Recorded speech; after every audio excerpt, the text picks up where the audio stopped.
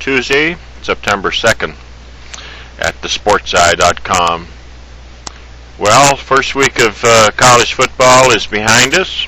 We had an excellent run in the consensus play here at the Eye. We're batting around 71%, and our bank for the season is up over a dime. That's excellent as far as past results are concerned in this sport, and we're looking forward to upcoming big weekend as NFL regular season gets underway. Had a few emails about the difference in services and who I'd recommend and who I don't. I personally do not recommend one service over another. Monitoring numerous services, it would not be politically correct for me to do so. But as I look at services, I feel that there are two different kinds of services. There's telemarketers and there's handicappers. Handicappers are people who do look at games, who analyze games and give a selection. Telemarketers in the sports industry are what the forums go around hating, and everybody hates everybody. Call them scammers and everything else. These are telemarketers. They claim to be professional handicappers, etc. But the difference is, or to relate to you an experience I had back in the mid-90s. In Las Vegas, there was a handicapper who set up his shop on Maryland Parkway and Flamingo. And being a sports player, a sports enthusiast, is whatever adjectives you want to call me, I wanted to find out more about the industry because I'd been involved with it from a buyer's point of view for years. I'd gone through phone numbers and addresses and everything else imaginable to rid myself of some of these dudes that just get your phone number, sell it to somebody else, and harass and harass. And I'm sure that a lot of people out there can relate to it. So I applied for a position to experience what it was like to see how somebody handicaps a game. I wanted to learn a little about this. I went to work in what I later described to you as a sweatshop. It was a room of about 30 or 40 booths. We sat in these booths and we called people nationwide with our feature game, trying with a scam line that we had to memorize to get to you. And if I couldn't get a hold of you, the dude next door would get your number. And if he couldn't get you, the guy next door to him or the woman next door to him would get your number. So I thought, well, maybe they handicap. I want to see what their system was like. So I maybe could learn a little about this. Here in the second room was the closers. They were the dudes, if you got a guy to buy your play for $100 or so, then they got your number and they would go after this dude and win or loss, go crazy on him. And the way they handicap the game, they start out in the morning and the leader of the pack, a girl's best friend, would say, okay, so-and-so, it's your turn to pick, and this was in baseball season, by the way, your turn to pick a game. You got to pick a line between 130 and 150. So the guy would look at the local RJ, Las Vegas Review-Journal, and say, okay, Team A is minus 135. That's our play for the day. Go and sell it. That was their handicapping system. Now, this great guy, I lasted there about 10 days. I do have a canceled check from you, if you know who you are. So, let's put it this way, boys and girls. This is a telemarketer. This is a scammer.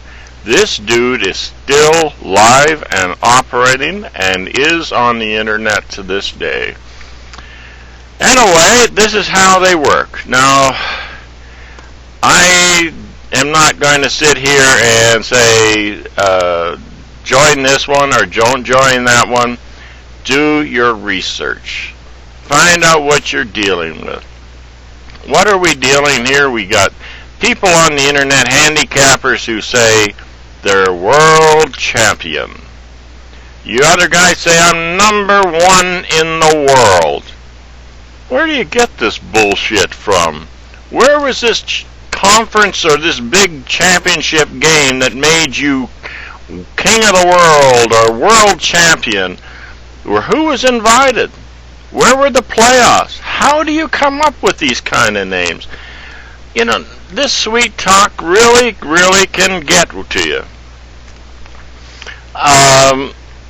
You know, if you're going to buy a service, and a lot of you out there are considering doing that for the upcoming season, I would seriously look for several criteria. Is the man straight to you? What is the man going to feed you? Is he going to feed you a baseball line of -200? I can tell you who's the best pitcher there. Is he going to give you an NFL -28 and go for it? I know they win sometimes, but this is not handicapping. Handicapping is a process that some of these guys I know sincerely do. They put their heart and their soul in their research and do their work. Others couldn't give a damn what they do for you. Do your work. Do your homework. Look around. Talk to these people. Ask some questions. How do you do it? You know, what process do you use? What system do you use? Let's hope they come up with a story that is believable. I firmly believe that any service that monitors themselves isn't worth a grain of salt. I wouldn't even talk to them twice. If that's what you are, then you're not worth it to me. The Sports Eye is not the only monitor out there. There are others that are very honest and reputable. And if you're getting monitored by them, then that is a system I fully support. There are a lot of services out there which make up internet sites now and invite other services to post on them, giving a feeling that they are a monitor service. They are not.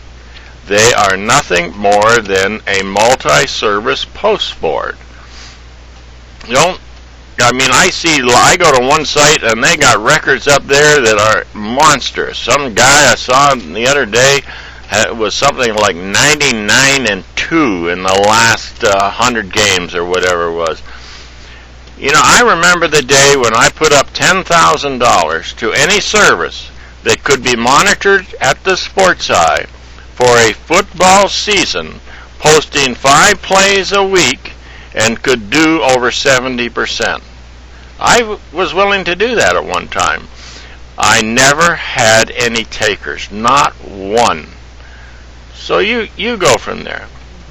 When a story is too good to be true, it usually is. Shop around.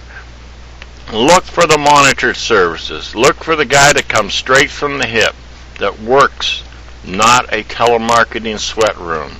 In Vegas, I don't know whether it's still true, but when I was involved with that guy trying to find out his story, you used to have to get a telemarketing license. You go down and you register, you pay a fee, because you were not a handicapper, you were a telemarketer. And that's what you are still today. You're not a handicapper out there. Anyway, boys and girls, let's look for a great weekend coming up. Thank you for your emails. Thank you for your comments. Look forward to a great weekend. Keep the college football active and productive. We're winning some money here. Let's make the NFL the same. Thank you. Have a great day.